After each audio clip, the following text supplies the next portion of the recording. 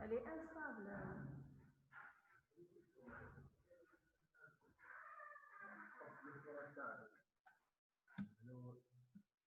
D'habitude, يحطهم لي ضوء. Oh.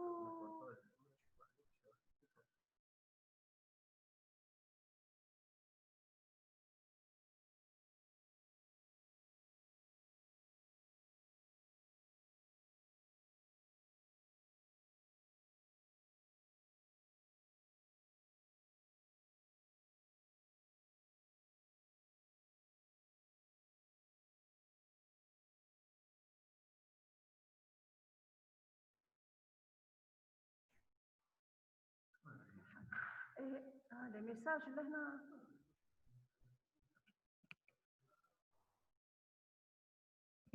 Est-ce que jusqu'à maintenant vous avez des questions?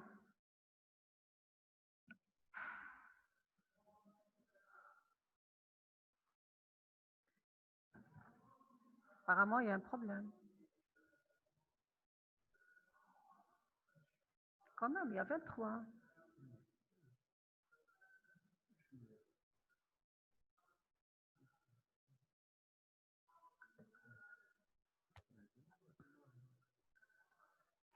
Est-ce que vous m'entendez, s'il vous plaît? Oui. Oui. Oui, Est-ce que vous c'est coupé au niveau de la... Oui, on vous entend. Très bien, c'était clair. Très bien. Alors, suivez avec moi maintenant la physiopathe. Alors, rappelez-vous de la définition du syndrome néphrotique. On s'est dit, tiens, il y a une protéinurie des 24 heures au-delà de 50 mg par kilo par jour. Donc, si on comprend bien, il y a une fuite des protéines. Suite à quoi? Suite à un désordre immunologique. Donc, c'est l'action des lymphokines qui vont donc créer, si vous voulez, des lésions. Donc, les podocytes qui vont se fermer au niveau de la membrane basale glomérulaire et les pores vont s'ouvrir. Donc, ce qui va donner un trouble de la perméabilité de la membrane basale glomérulaire qui va laisser, si vous voulez, partir beaucoup de protéines de faible poids moléculaire. La plus importante, c'est l'albumine. Mais en même temps, il y a une fuite d'autres protéines qu'on appelle les protéines qui transportent le zinc, qui transportent la vitamine D et la transférine. Donc, il ne faut pas s'étonner quand vous, chez un enfant qui a un syndrome néphrotique, certes, il y a des œdèmes à cause de l'albumine qui se trouve au niveau des urines.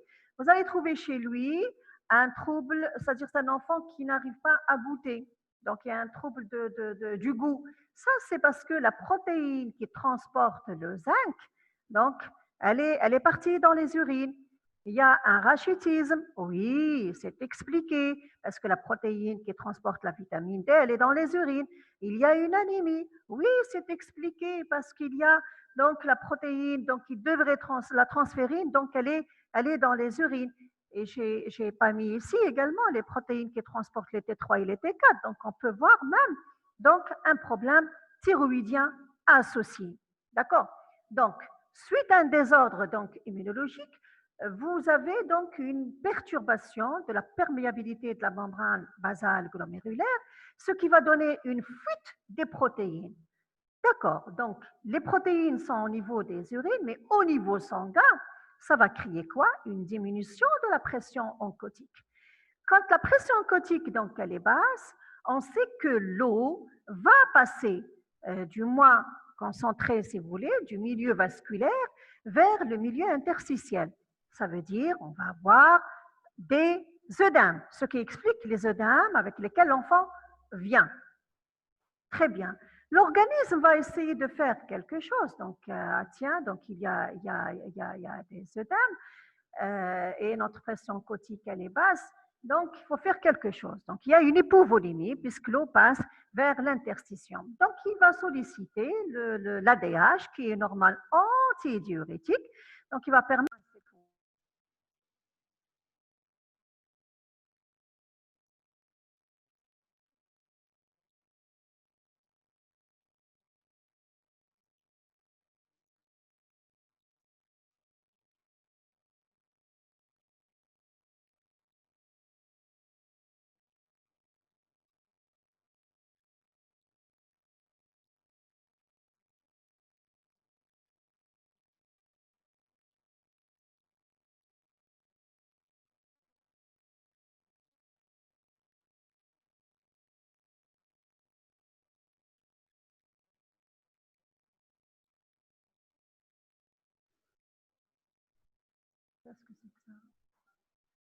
Alors, d'autre part,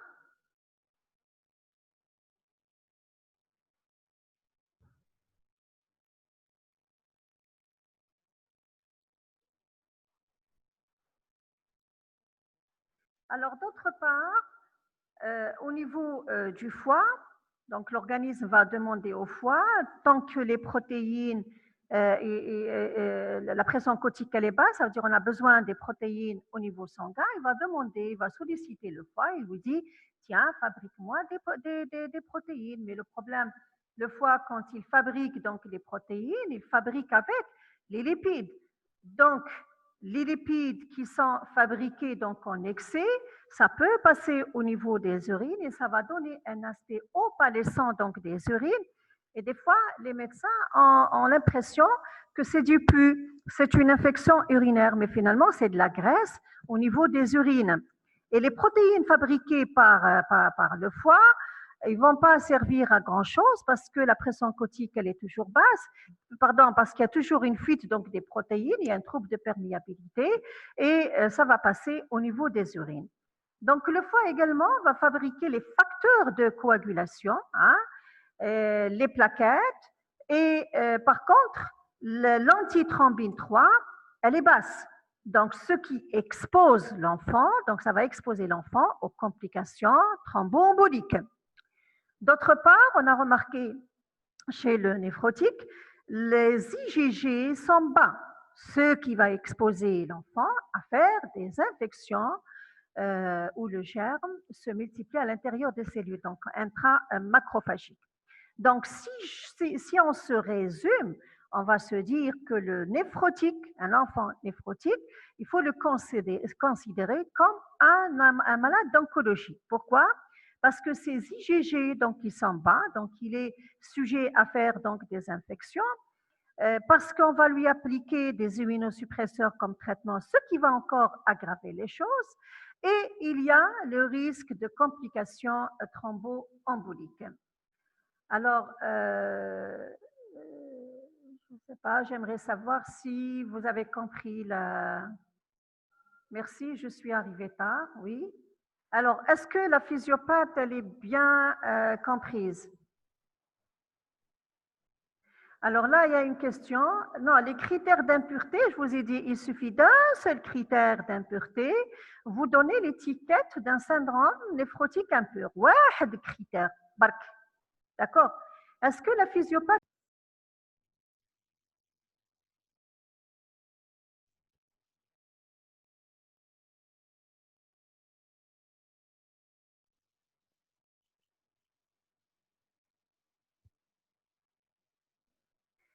Est-ce que la physiopathe, elle est claire pour vous? Vous avez compris? Oui. Oui. Oui, on a compris. Vous avez compris? Oui, bien sûr, parce qu'on a déjà étudié ça en néphro. Ah oui, vous m'avez dit oui, très bien. Alors, je continue. Hein? D'accord. Ah, d'accord. Alors, maintenant, c'est la clinique, hein, le chapitre que vous aimez tous. Alors, quels sont les signes cliniques avec lesquels l'enfant vient? Et moi, médecin, je vais m'orienter vers le syndrome néphrotique. D'abord, les circonstances de découverte. Des fois, les parents vous disent, qu'est-ce qui a déclenché tout ça? Alors, sachez que dans les 2/3 des cas, il n'y a aucun facteur déclenchant. Mais il y a certains auteurs qui vous disent, ça peut être concomitant avec une infection virale ou suite à une vaccination. Alors, le tableau clinique est dominé par les œdèmes. C'est un enfant plein d'eau. Donc, c'est des œdèmes blancs, mous, gardant le godet. Ils siègent, ces œdèmes-là, juste après le sommeil au niveau du visage. D'ailleurs, les parents vous disent, ah oui, il y a une bouffissure du visage. Son visage, il est gonflé. Et au niveau lombaire, ça c'est en position couchée. En fin de journée, parce que ces œdèmes, ils sont mobiles, ça descend. Donc, oui, le chauffeur, on les voit où? Au niveau des jambes, au niveau de l'abdomen. Des fois, il y a une polysérite, c'est-à-dire il y a des œdèmes partout. Il y a une ascite, une péricardite, hydrocèle, etc. Mais attention, malgré il y a une polysérite, ça contraste avec un bon état général. C'est vrai, l'enfant est plein d'œdème, mais c'est un enfant qui marche, qui parle, il est bien. On verra plus tard, quand on fera la GNA, on va arriver à ce même tableau et vous allez me dire pourquoi dans le syndrome néphrotique, il y a le bon état général et dans la GNA, c'est grave, il faut donc agir. Rarement, ce sont les complications qui ramènent l'enfant à consulter, ce sont les complications thromboemboliques, parfois c'est le collapsus et parfois ce sont les infections. Alors, en examinant l'enfant, on doit prendre le poids, la taille, la tension artérielle, voir s'il est tachycarde, c'est pour voir s'il est vraiment donc infiltré. La sensation de soif pour voir s'il est donc, c'est-à-dire le degré de l'hypovolémie, s'il y a donc des douleurs abdominales. Je recherche les complications thromboemboliques, je recherche si l'enfant il est infecté et surtout les signes extra-rénaux. Je vous ai dit, attention, quand il y a déjà dans les antécédents de néphropathie, de pathologie dysimmunitaire, sachez que vous êtes devant un syndrome néphrotique impur. Donc, lors de votre examen physique, vous devriez rechercher les signes extra-rénaux. D'accord? Donc, une éruption cutanée, des arthrites, des petites articulations, un purpura hématoïde, un foie, un ictère, un syndrome tumoral. D'accord? Parce que le soupçon, il est là. Donc, ça fait syndrome néphrotique impur et vous devriez rechercher justement ces signes extra-rénaux. Vous recherchez également une atopie si la vaccination a été respectée, surtout celle contre le pneumocoque. Pourquoi le pneumocoque? Parce que les rechutes chez les syndromes néphrotiques, la cause, c'est le syndrome grippal et c'est les infections à pneumocoque. C'est pour ça, actuellement, les auteurs vous disent la vaccination antigrippale et vaccination anti-pneumocoque, elle est obligatoire chez les enfants présentant un syndrome néphrotique. Qu'est-ce qu'il faut demander comme bilan? Alors, regardez, la première des choses, on doit répondre à la définition du syndrome néphrotique. Donc, on a besoin de la diurèse des 24 heures, protéinurie des 24 heures. Sinon, c'est le rapport protéinurie sur créatinurie, c'est-à-dire, rappelez-vous de la définition, l'index de sélectivité, les protides totaux, un taux d'albumine, et ça, c'est tout ce que j'ai mis donc en bleu, c'est obligatoire. L'électrophorèse des protéines, il se pourrait que quand vous faites, vous allez trouver une hyper-alpha-2 avec une hypo-gamma.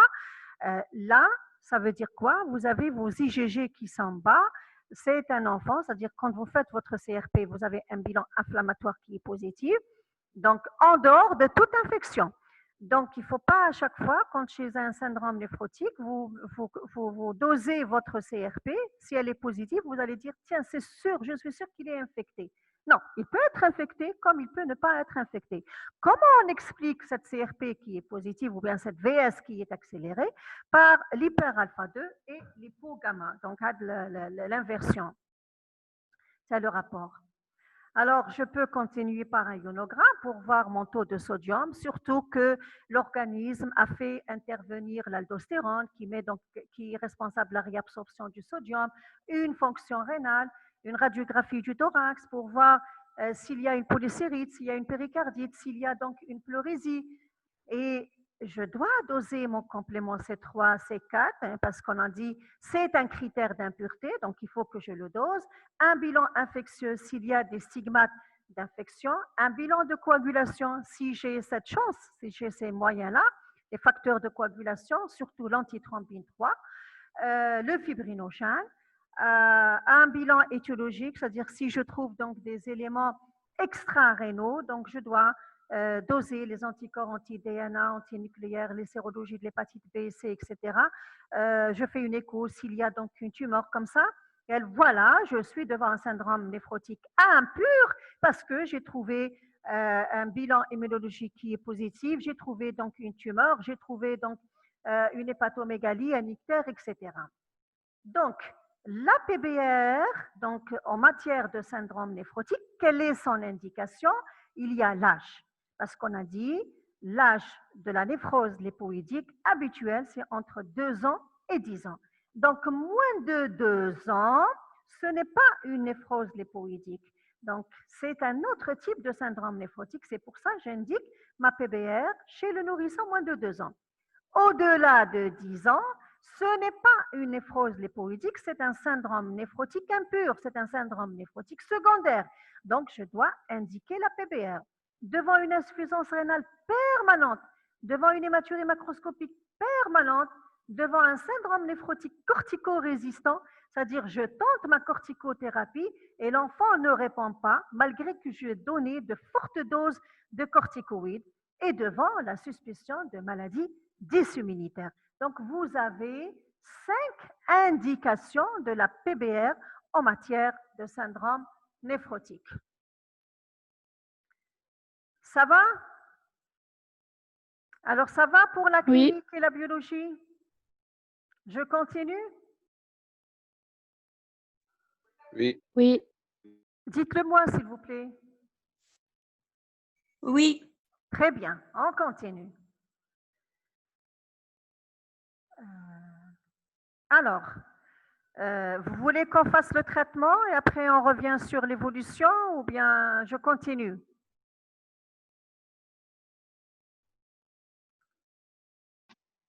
Alors, on verra d'abord le traitement. Donc, pour suivre la chronologie, on a fait le diagnostic, on va hospitaliser l'enfant pour pouvoir traiter l'enfant. Alors, la première des choses, une fois que vous hospitalisez donc l'enfant, vous allez proscrire toutes les ponctions artérielles, veineuses, profondes. On a dit pourquoi? À cause des complications thromboemboliques. Ne jamais laisser en place une perfusion veineuse dont vous n'avez pas besoin. Éviter les perfusions inutiles. Pour l'adolescent, vu donc les œdèmes quand ils sont importants, si vous avez les parents ont les moyens, vous pouvez prescrire les bas de contention. On évite l'immobilisation. Pourquoi? Parce qu'il y a une hypovolémie d'une part. D'autre part, vous avez les facteurs de coagulation qui sont élevés alors que l'antithrombine basse, donc elle est basse. Alors, il faut éviter l'immobilisation pour, si vous voulez, prévenir les complications thromboemboliques. Une restriction sodée, surtout quand votre sodium est inférieur à 35 mg par kilo par jour. Restriction hydrique, un apport protidique. Maintenant, pourquoi je fais un apport protidique? Parce que je vais traiter, je vais mettre le traitement de fond. Donc là, on fait appel à la diététicienne. Apport en vitamine D et en calcium à cause donc de la corticothérapie que je vais mettre.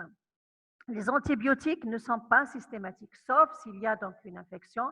Les diurétiques, donc votre Lasélix, avec prudence, donc surtout quand il y a un épanchement important. Je vais vous expliquer, quand vous mettez votre Lasélix, il est très grave. Donc on sait que le Lasélix, donc il agit au niveau de l'anse d'un lait, donc il va vider le vaisseau là où il y a une hypovolémie. Donc, vous allez créer un collapsus. Donc, faites très attention avec le Lasélix. Donc, vous ne l'utilisez que si vous êtes devant des œdèmes réfractaires. Donc, ça ne disparaît pas. Donc là, le mieux, c'est donner votre aldactone à raison de 5 mg par kilo par jour. Pourquoi l'aldactone? Son action, elle est contre l'aldostérone. Donc, regardez l'aldostérone, qu'est-ce qu'il fait? Là, l'aldactone, donc, elle fait l'inverse. L'albumine, des fois, on sera appelé à faire donc l'albumine désodée, c'est 1 gramme par kilo en perfusion. Et au milieu donc de l'albumine, de la perfusion d'albumine, on donne notre Lasélix. Pourquoi? Quand vous donnez l'albumine, vous allez élever votre pression oncotique et au milieu de la perfusion, quand vous élevez votre pression oncotique, l'eau va ressortir de l'interstition vers les vaisseaux et à ce moment-là, vous allez donc donner votre Lasélix, vous allez vider l'enfant donc de ces œdèmes. Leur indication, quand il y a des signes d'hypovolémie donc très importants, quand il y a donc un collapsus, une inflation hydrique très importante. Vous pouvez utiliser les antihypertenseurs quand vous avez une HTA et un anti-agrégant plaquettaire, il est indiqué, regardez là, quand votre taux d'albumine est bas, viprinogène supérieur à 6, l'antithrombine 3 inférieur à 70%, vous donnez votre aspirine comme anti-agrégant plaquettaire. Vaccination, on respecte le calendrier vaccinal. J'insiste surtout sur le vaccin anti-pneumocoque et anti-grippal. Vaccin contre la varicelle, s'il n'y a pas d'antécédents et si on a les moyens de doser les anticorps et on voit que chez l'enfant, ce syndrome néphrotique, ces anticorps, le titre n'est pas, ça ne le protège pas. Il faut vacciner donc l'entourage. Si le comptage est là, on donne la cyclovir. Alors, la vaccination